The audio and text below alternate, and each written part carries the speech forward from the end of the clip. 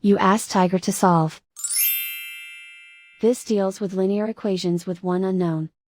The final result is a equals 32. Let's solve it step by step. Group all constants on the right side of the equation. Subtract 19 from both sides. Simplify the arithmetic.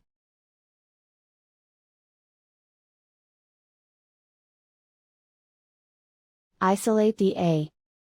Multiply both sides by inverse fraction 2 over 1.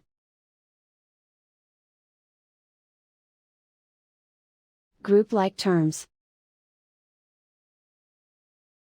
Multiply the coefficients.